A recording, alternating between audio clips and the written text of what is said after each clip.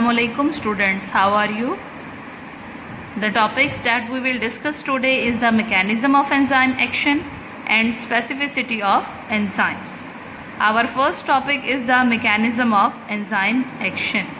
Mechanism of enzyme action को understand करने से पहले हम ये देखेंगे कि एंजाइम्स क्या होते हैं.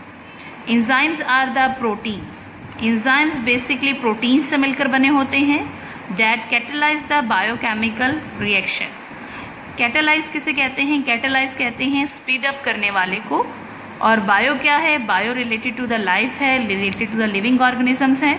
कोई भी ऐसा केमिकल रिएक्शन जो लिविंग ऑर्गेनिजम्स में हो रहा होता है हम उसे बायोकेमिकल रिएक्शंस कहते हैं. अब ये एंजाइम्स जो होते हैं इन बायोकेमिकल रिएक्शंस को कैटेलाइज करते हैं, उनको स्पीड अप करते हैं and are not change during the reaction. लेकिन इस रिएक्शन में खुद चेंज नहीं होते बेटा, चूँकि ये रिएक्शन में यूटिलाइज ही नहीं होते इसलिए ये रिएक्शन के ड्यूरिंग चेंज नहीं होते. एंजाइम्स को अंडरस्टैंड करने के लिए हम इसकी एग्जांपल डाइजेस्टिव सिस्टम से लेंगे. डाइजेस्टिव सिस्टम आपकी बॉडी का ऐसा सिस्टम होता है जो आपकी फूड को कन्वर्ट कर देता है डिफरेंट सब्सटेंसेस में, यूज़फुल सब्सटेंसेस में जिनकी आपकी बॉडी को ज़रूरत होती है. फॉर एग्ज़ाम्पल आप फूड किसी भी फॉर्म में ले लें, आप रोटी की फॉर्म में ले लें, आप उसको राइस की फॉर्म में ले लें, आप उसको पिज़्ज़ा की फॉर्म में ले लें, किसी भी फॉर्म में ले लें, आपकी बॉडी का डाइजेस्टिव सिस्टम इस फूड की ब्रेक डाउन करेगा और इसको कन्वर्ट कर देगा उन यूज़फुल सब्सटेंसेस में जिनकी आपकी बॉडी को ज़रूरत होती है. डाइजेस्टिव सिस्टम जो है ये बहुत सारे ऑर्गन से मिलकर बना होता है और अब हम इसकी एग्जांपल लेंगे सबसे इम्पॉर्टेंट और बेसिक ऑर्गन की, that is the stomach. Stomach के अंदर बेटा एक एंजाइम पाया जाता है जिसे हम कहते हैं पेप्सिन. पेप्सिन बेटा क्या फंक्शन परफॉर्म करता है? पेप्सिन जितने भी स्टमक के अंदर प्रोटीन मॉलिक्यूल्स पाए जाते हैं ये उनको ट्रांसफॉर्म कर देता है अमाइनो एसिड्स में. अगर इस रिएक्शन को हम दोबारा देखें तो यहाँ पर बेटा प्रोटीन्स हमारे पास क्या हैं? ये हमारे पास सबस्ट्रेट है. प्रोटीन वो मॉलिक्यूल है जिस पर एंजाइम एक्ट कर रहा है इसलिए हम इसे सबस्ट्रेट कहेंगे. और प्रोटीन जो है ये कन्वर्ट हो जाते हैं हमारी प्रोडक्ट में जो कि है अमाइनो एसिड. तो basically mechanism of enzyme action में हम यही देखते हैं कि किस तरह से एक एंजाइम जो होता है वो एक सबस्ट्रेट पर एक्ट करता है और उसको ट्रांसफॉर्म कर देता है उसकी प्रोडक्ट में. अब हम बेटा मैकेनिज्म ऑफ एंजाइम एक्शन को देखेंगे उस की के थ्रू. यहाँ पर बेटा आपके एक सबस्ट्रेट मॉलिक्यूल दिखाया गया है, ये अटैच हो जाता है एंजाइम के साथ. जैसे ही सबस्ट्रेट मॉलिक्यूल एंजाइम के साथ अटैच होता है ये बना देता है टेम्परेरी एंजाइम सबस्ट्रेट कॉम्प्लेक्स. बेटा ये जो स्ट्रक्चर बनता है एंजाइम सबस्ट्रेट कॉम्प्लेक्स का ये टेम्परेरी होता है, ये परमानेंट नहीं होता. रिएक्शन जो होता है वो फर्दर प्रोसीड करता है जिसके नतीजे में जो सबस्ट्रेट होती है वो कन्वर्ट हो जाती है प्रोडक्ट में. बेटा यही मैकेनिज्म ऑफ एंजाइम एक्शन है जिसमें एंजाइम जो है वो एक सबस्ट्रेट पर एक्ट करता है और डिफरेंट स्टेप्स को फॉलो करता हुआ उसको किस में ट्रांसफॉर्म कर देता है? प्रोडक्ट में. अब यहाँ तक हमें ये तो पता चल गया कि किस तरह से एंजाइम जो है वो सबस्ट्रेट को कन्वर्ट कर रहा है प्रोडक्ट में. अब क्वेश्चन ये अराइज होता है कि एंजाइम्स कहाँ गए? हमने तो कहा था कि किसी भी रिएक्शन के दौरान एंजाइम यूटिलाइज नहीं होते, हम उसको दोबारा रिकवर कर लेते हैं. तो उसका आंसर ये है बेटा, ये जो टेम्परेरी एंजाइम सबस्ट्रेट कॉम्प्लेक्स होता है ये क्या करता है? ये रिएक्शन के एंड में ब्रेक हो जाता है. ब्रेक होकर ये क्या करता है? जो एंजाइम होता है उसको तो हम एज सच वैसे ही रिकवर कर लेते हैं. क्यों? क्योंकि ये रिएक्शन के दौरान बिल्कुल भी यूटिलाइज नहीं होता. और नेक्स्ट जो होती है, जो सबस्ट्रेट होती है वो किस में कन्वर्ट हो जाती है? प्रोडक्ट में. हमने बेटा एंजाइम सबस्ट्रेट कॉम्प्लेक्स को इसीलिए टेम्परेरी स्ट्रक्चर कहा था क्योंकि ये ब्रेक हो जाता है और ये कन्वर्ट हो जाता है एंजाइम और प्रोडक्ट में. अब हम क्या करेंगे? इक्वेशन के थ्रू देखेंगे mechanism of enzyme action. S stands for substrate and E stand for enzyme. Substrate आकर एंजाइम के साथ अटैच होगी और ये बना देगी ES complex, means enzyme substrate complex.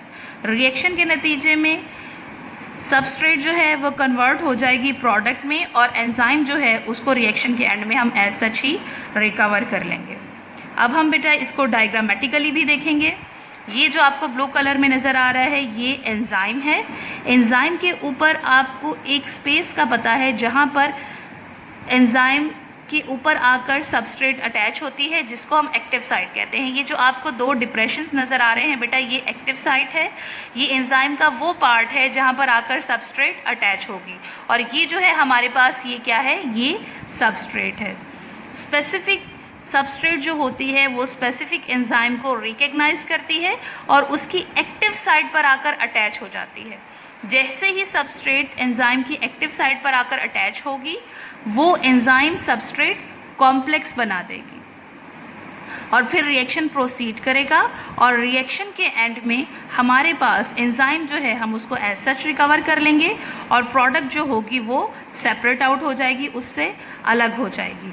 अब देखिए बेटा, आपने इस चीज़ में गौर किया होगा, हमने इसको डायग्रामेटिकली भी देख लिया, मैकेनिज्म ऑफ एंजाइम एक्शन को की के थ्रू भी देख लिया, इक्वेशन के थ्रू भी देख लिया।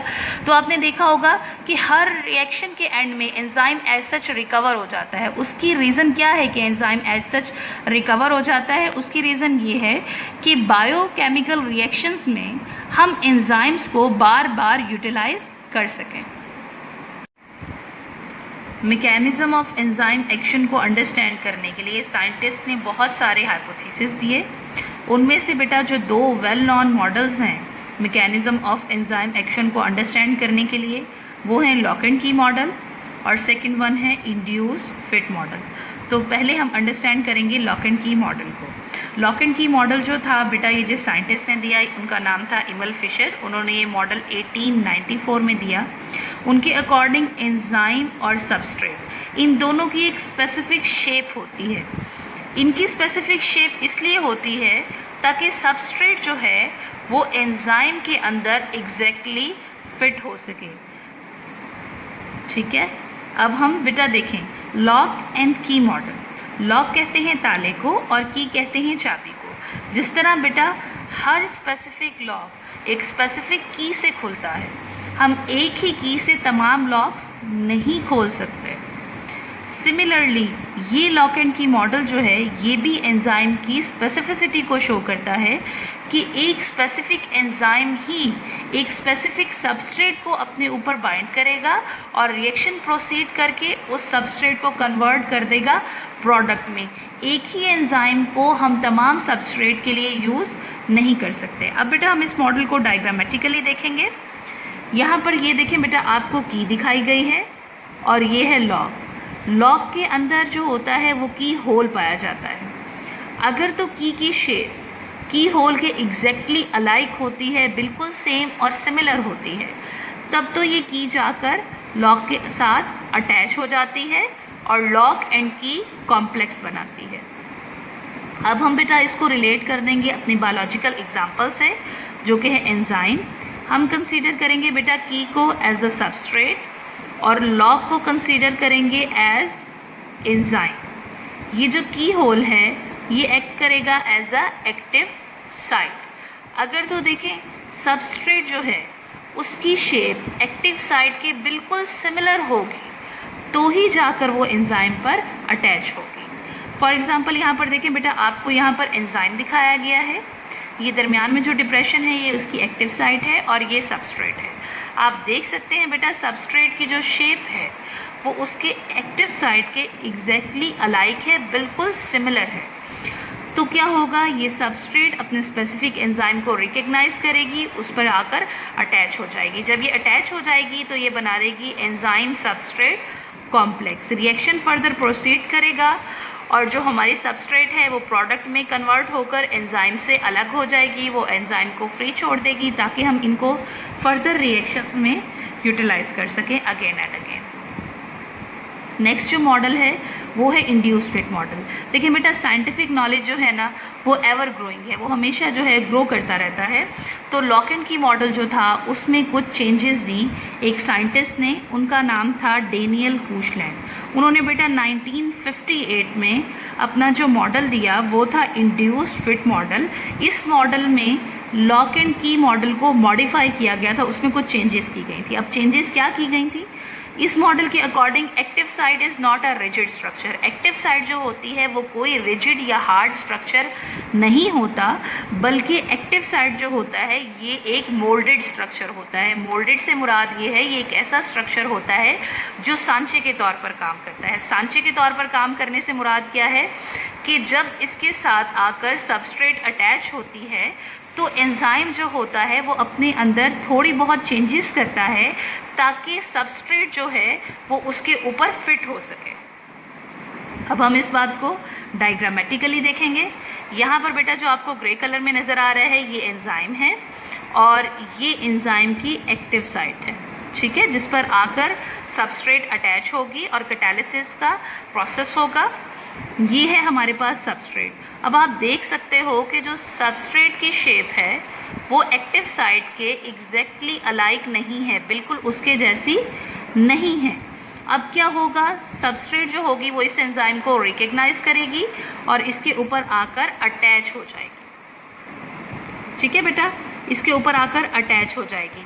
अब एंजाइम जो है वो अपने अंदर थोड़ी चेंजेस करेगा। यहाँ पर देखें एंजाइम ने क्या किया है, अपनी शेप में थोड़ी चेंजेस की हैं ताकि वो सबस्ट्रेट को अपने ऊपर फिट कर सके। जैसे देखिए यहाँ से वो टोटली राउंड हो गया है, जबकि आप प्रीवियस डायग्राम में देख सकते हो कि एक्टिव साइड का ये पार्ट जो है वो टोटली राउंड नहीं था।